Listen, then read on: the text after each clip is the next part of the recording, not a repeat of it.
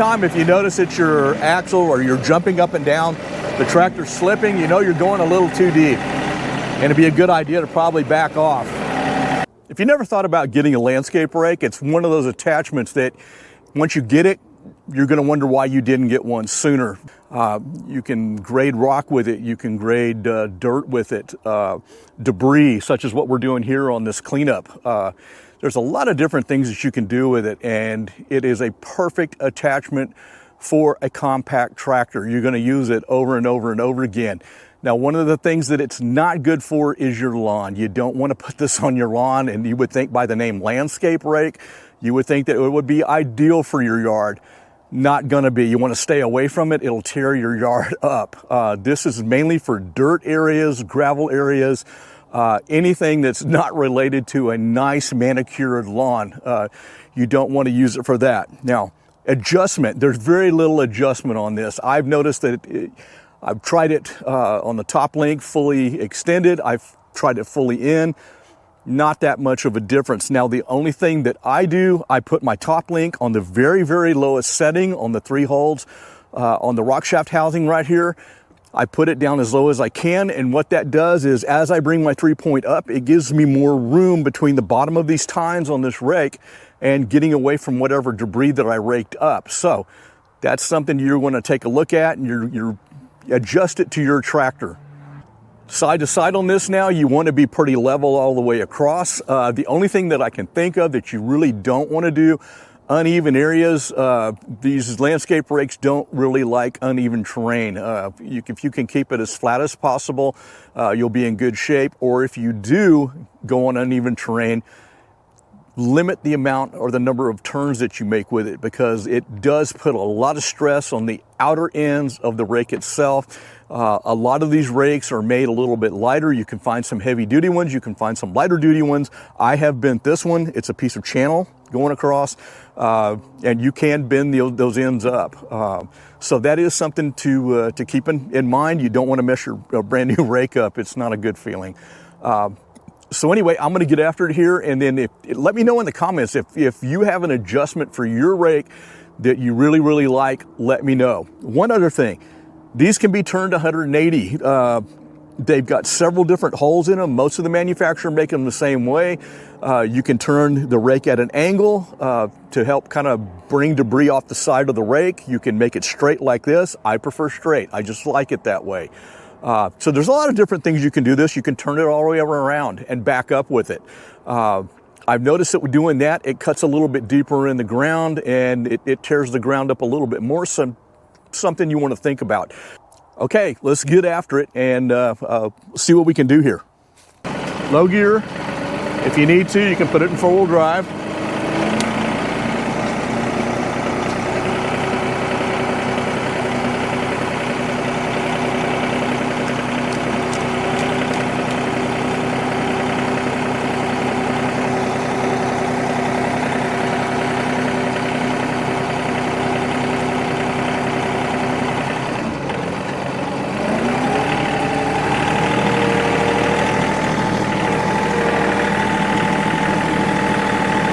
One of the things that I've also found that works pretty well is I can lower it down into like a creek bottom. If I've got debris in the bottom of it or on the side of it, and I can just rake that debris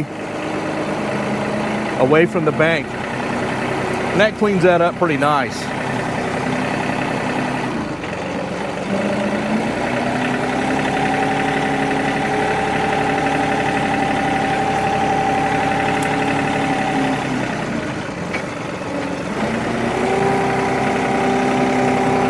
This is a great attachment for cleaning your property up.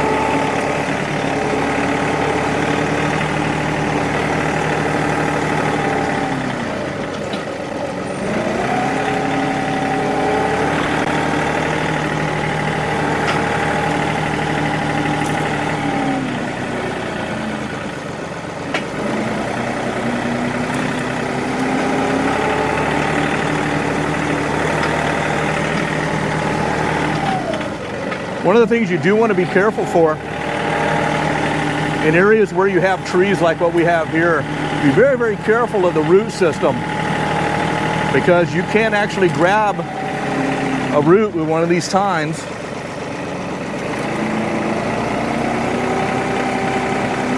and do damage to the root, and you can also do damage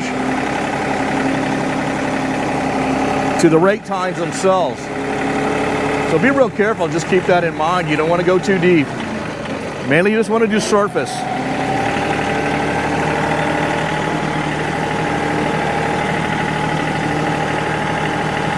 And the one nice thing here, we're picking up a lot of leaf litter. And what we'll do is we'll paw that up and save it. Let it break down, because we are going to plant grass here.